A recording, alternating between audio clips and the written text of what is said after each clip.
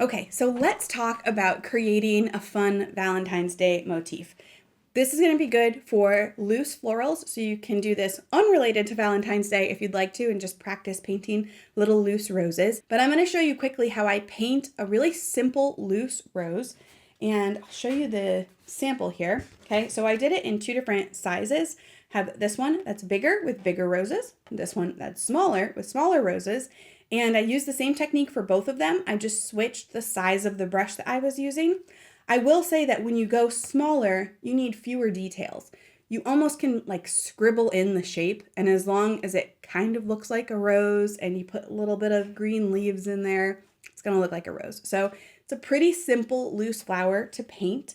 And, I did it so that it was all equally filled in, but you could, do one side with roses, and then the rest of the heart can be leaves and little vines or little filler pieces in there as well. So it doesn't have to be the same composition, but I think it'll be fun to paint the motif together.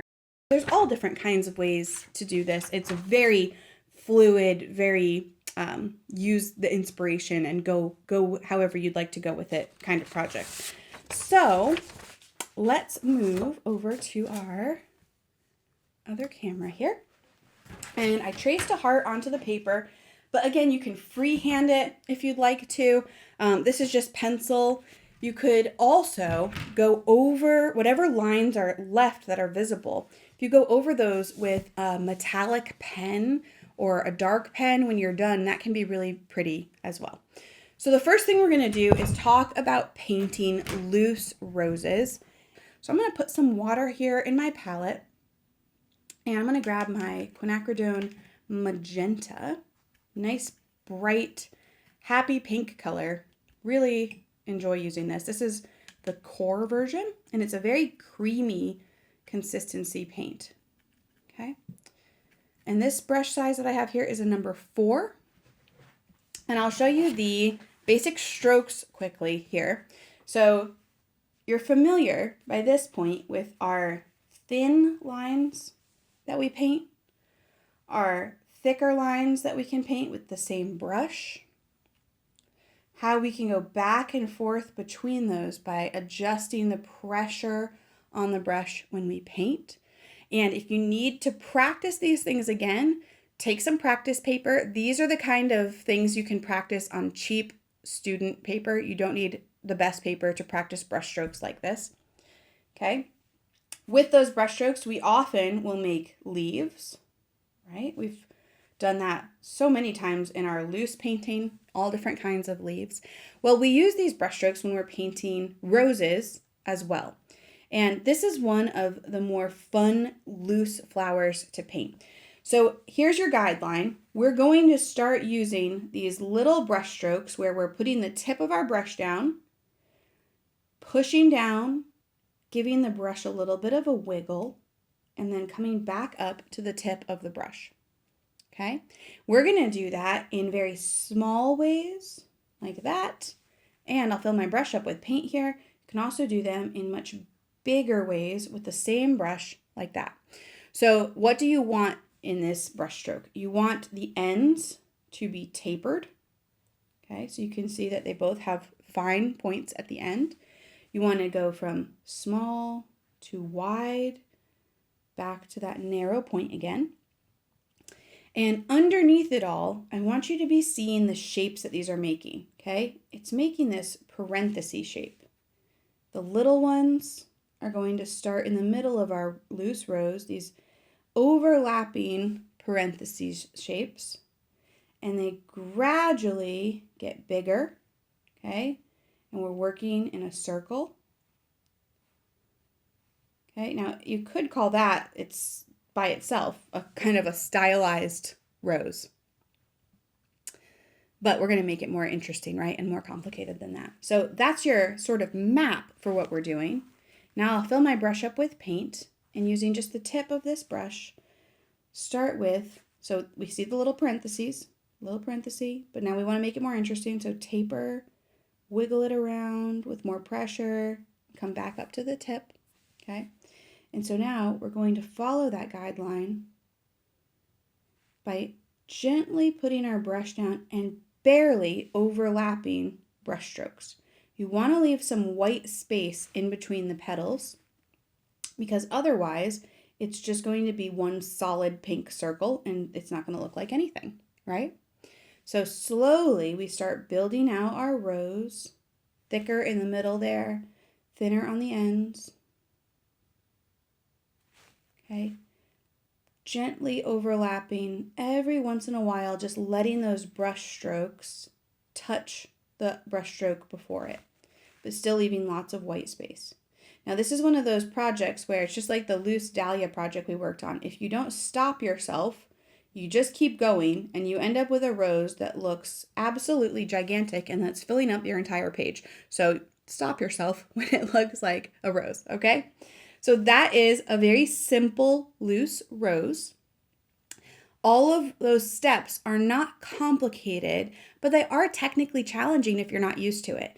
And so I want you, if this is too difficult, I want you to practice building up those little steps, right? Because you're going to need to know how to make a thin line with your brush in order to get these tapered ends.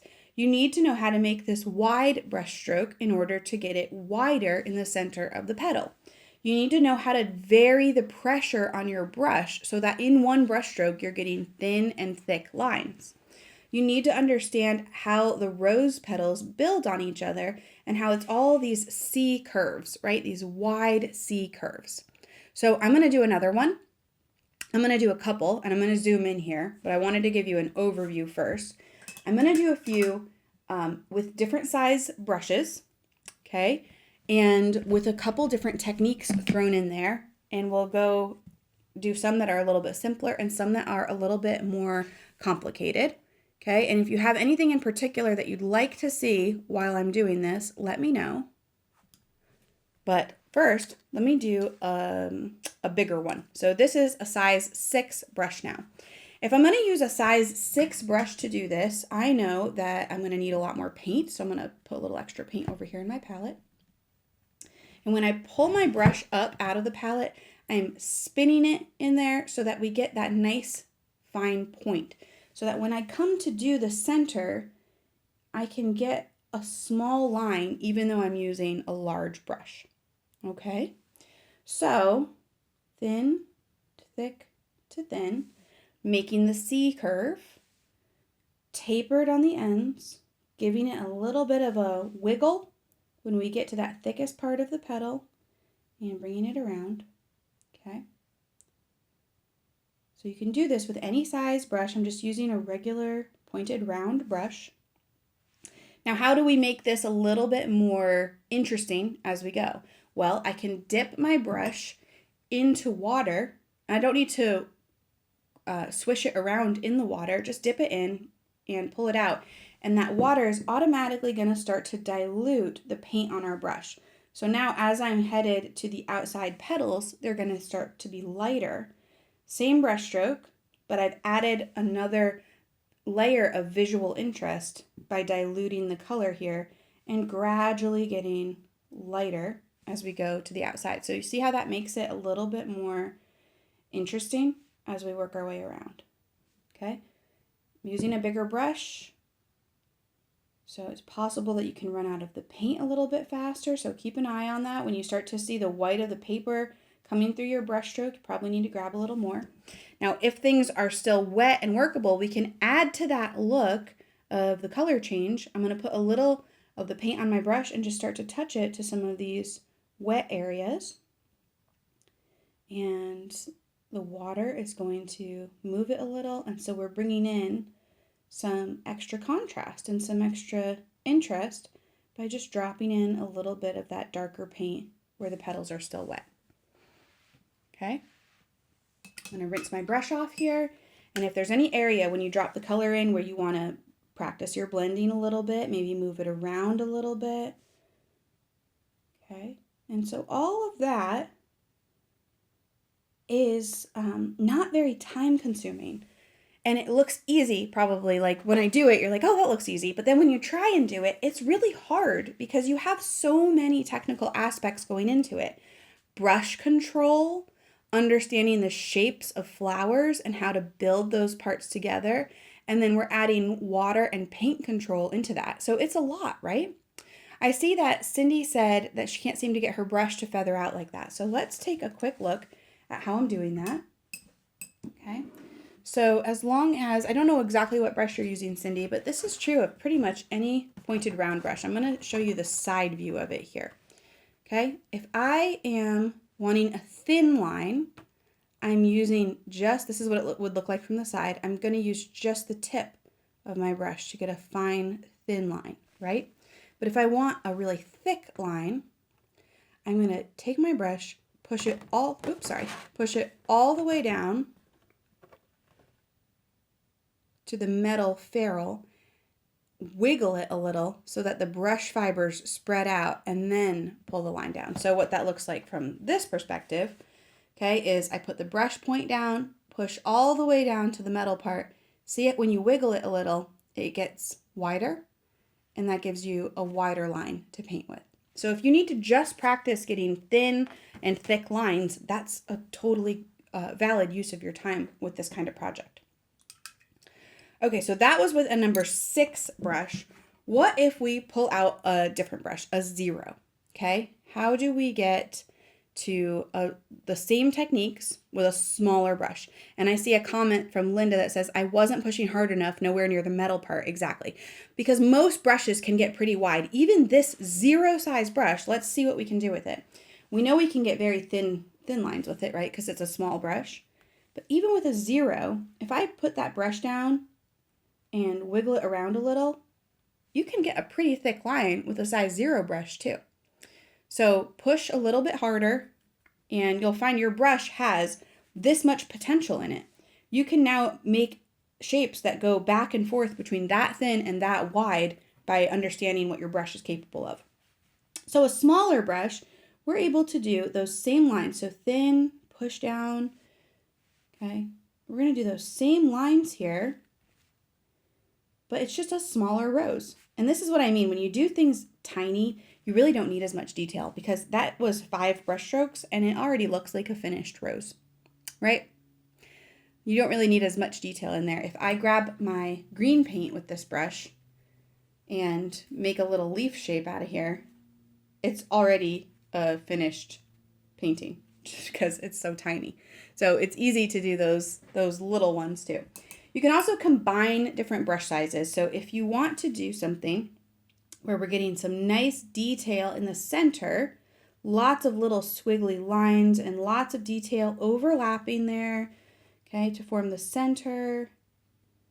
And then you can switch. So I'm going to grab a number 3 brush.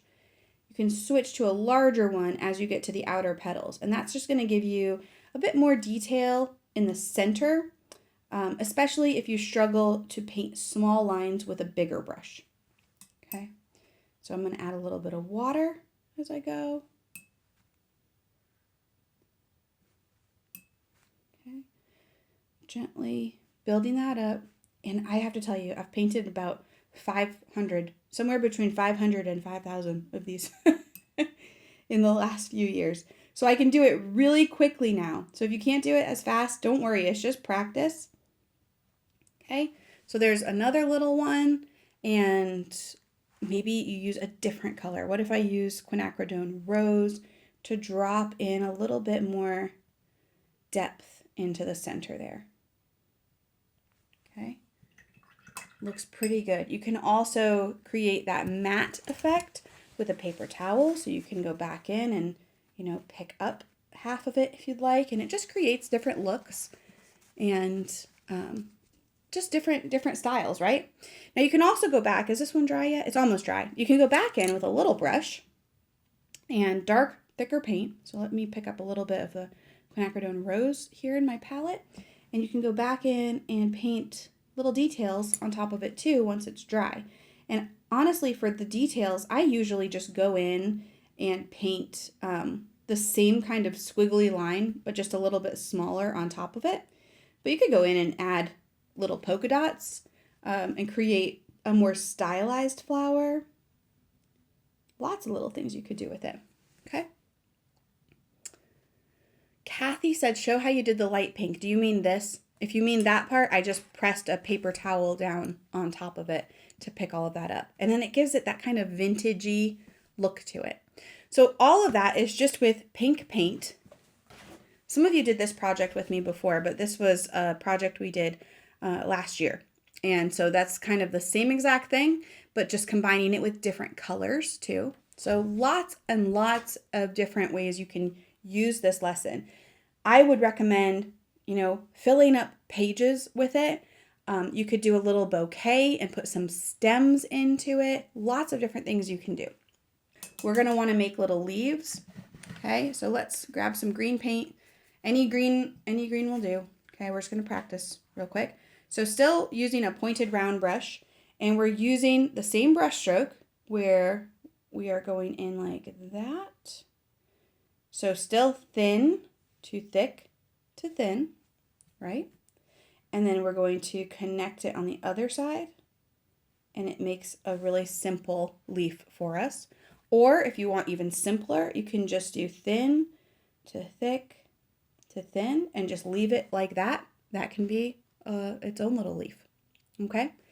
And of course, all of these things you can make as complex as you want. So you can use other techniques and drop things in and do wet into wet. You can blend things. You can do line and wash on top, all kinds of things. The other little motif I would want to put in there is little polka dots. So I used a bright red paint in the one I already did, and I just put little polka dots. Okay, so you don't really need to practice that one too much, right? That one comes pretty easily to us.